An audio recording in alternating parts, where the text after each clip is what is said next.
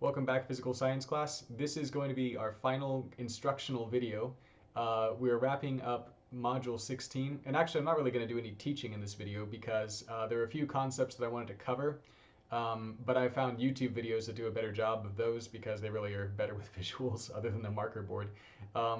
So that's why I'm not on the marker board right now. So you can find some videos, two on the parallax method, one on Cepheid variable stars, which can also be pronounced Cepheid apparently.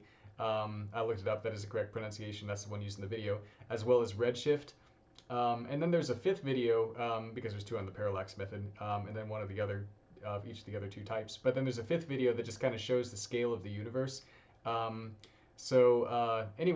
go ahead and watch those videos, and then there's a few underneath them, which I posted also in the ThinkWave assignment description, which are just kind of more for fun.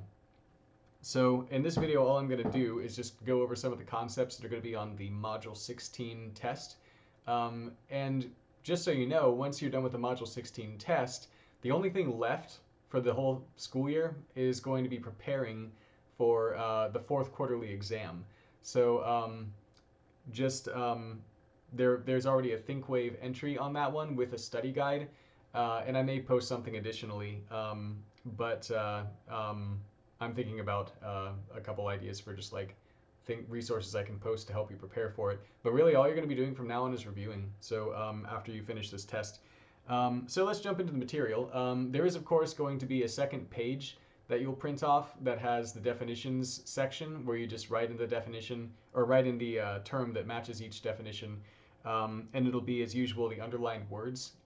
In this case, it's going to be nuclear fusion, nuclear fission, critical mass, absolute magnitude, apparent magnitude, light year, and galaxy.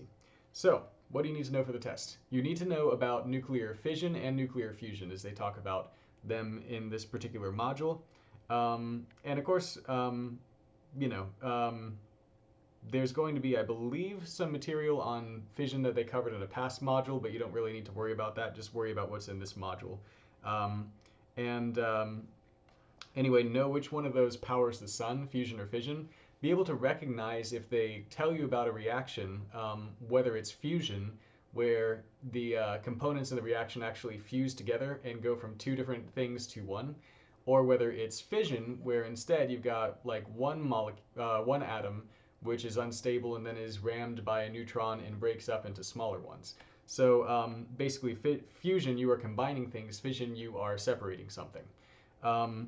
They're going to also need you to know if energy is released in one of these reactions, will the mass of what you end up with like actually be smaller or larger than the mass of what you begin with. It relates to E equals mc squared. And they ask you about it in kind of an indirect, slightly difficult way. But if you read carefully on the question that deals with that, I think you'll get it. So just make sure you understand that energy is released, for example, in fusion, because a little bit of mass is converted into energy, and the E equals mc squared thing explains that. So know about fission and fusion real well. Even know about how nuclear power plants work, just as far as they explain it in the module, which isn't in a lot of detail. So know a little bit about that too. Now, you're going to need to understand the Hertzsprung-Russell diagram, which is this one. And in the book, when it has color, it kind of reminds me of like the pattern on a rainbow trout.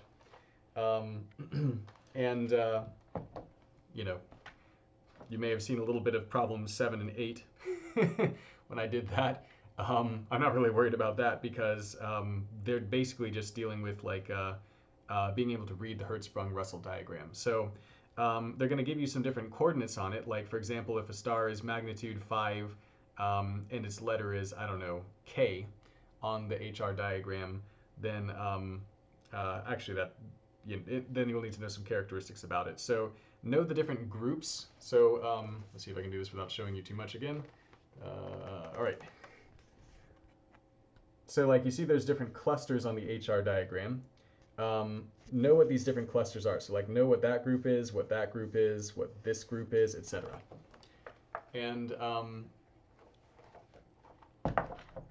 they will actually need you to be able to tell, like, out of the different stars that they, oh, lost focus, that they kind of name by their coordinates on the HR diagram, like which ones are going to be the brightest, which ones are going to be the hottest.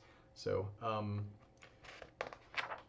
you will also need to know about variable stars just a little bit, like what are the types of variable stars. They have Cephide or Cepheid variable stars that they talk about, and know why those are important. And it actually turns out they're really important. And there's a video that talks about that, which I posted in the kind of semi-required links. Also, know the name of our galaxy, which hopefully you all do. It's a candy bar. And know about the types of galaxies. So spiral, lenticular, those types of things. Know which one ours is. Finally, understand redshift. And remember that redshift is basically the Doppler effect. And just like in the case of the Doppler effect for sound, sound waves are going to get a lower or higher frequency as a moving object is coming toward us or away from us that's emitting noise. In the same way as light, basically as a star is emitting light and it's moving toward or away from us, it's going to emit light that's going to be at different frequencies depending on whether it's coming toward us or away.